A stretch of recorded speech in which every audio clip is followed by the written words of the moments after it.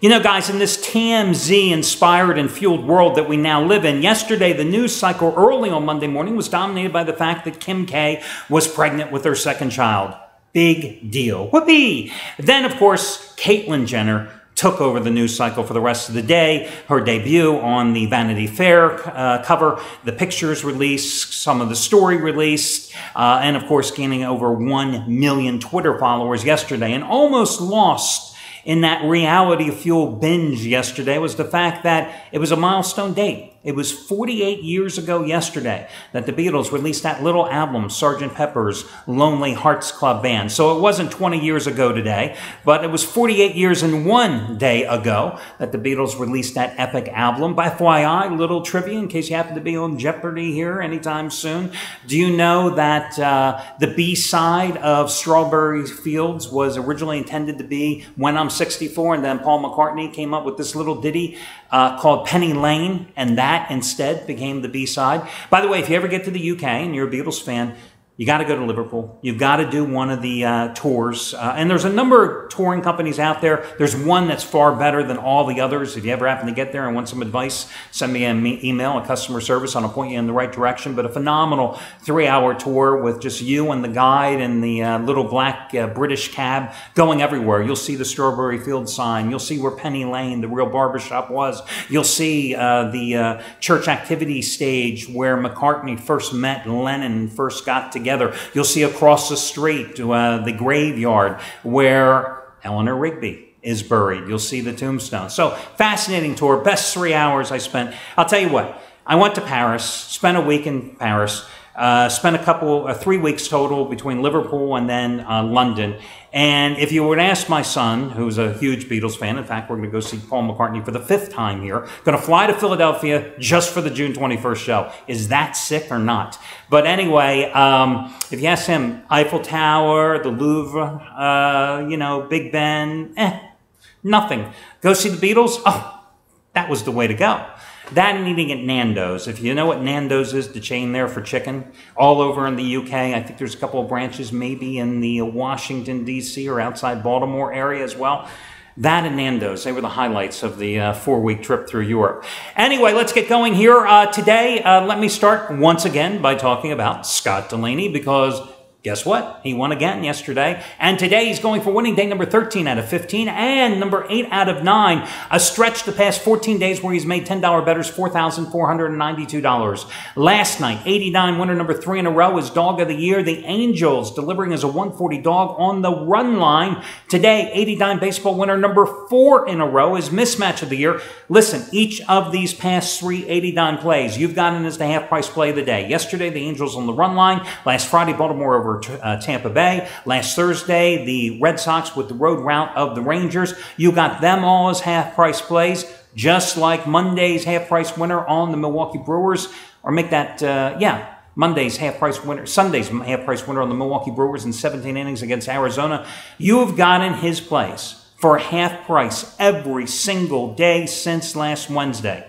And he's won all but one of those days. So, get his latest one, his 89 baseball winner number 4 in a row, again for half price, simply by using coupon code SCOTT, his first name, S-C-O-T-T. And keep in mind, this is another major wager play, and with 50 dime plays or higher, no matter the sport, the past 4 years, Delaney has made $10 bettors a little over $38,790. The charity play of the week going for winner number 10 out of 14 is repeated today. Jeff Benton with his American League Total of the Month, Twins Red Sox over-under. If you didn't get it yesterday, it was postponed. Same pitching matchup today. The play stands. If you already got it, you know. And you can get it for free simply by using coupon code FREE, F-R-E-E.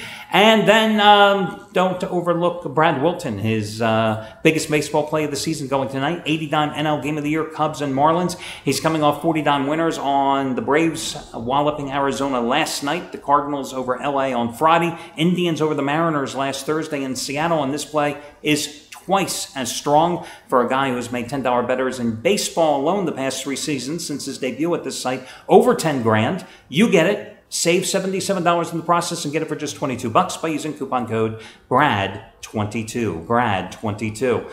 I don't know what to do with myself today. I actually won again last night. And I didn't put the kibosh on Delaney because I had the Angels on the run line as well.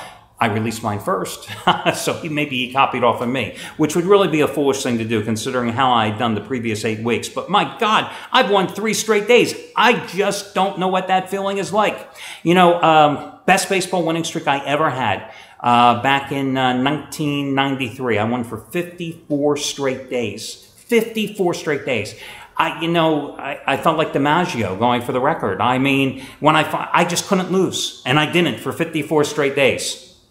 I haven't had 54 winners this baseball season and may not unless I turn it around pretty damn soon. But hey, 3 days in a row, got to start somewhere. Listen, for your complimentary plays, let's first start with St. Louis. Has a $1.10 run line dog. Probably going to go down to even money, laying the 1.5 runs here at home against Milwaukee. Now, the Cardinals did get blanked last night 1-0, and they are certainly in an offensive slump. But, you know, they've only lost back-to-back home games just once this season, and they are still 20-8 at Busch Stadium this year. Now, the Brewers, by virtue of winning that 17-inning game against Arizona on Sunday, have now extended their winning streak to 2 in a row after losing their, previous 7 games in a row they had lost before winning the past couple of days. I'm going to go with the Cardinals here tonight and Lance Lynn, who was hit pretty hard in his lone start against the Brewers this year at Miller Park in Milwaukee back on April 6th, giving up 6 runs and 10 hits and 5 innings of a loss. But in his previous 7 outings against Milwaukee, he was 4-0 with an earned run average of 1.89.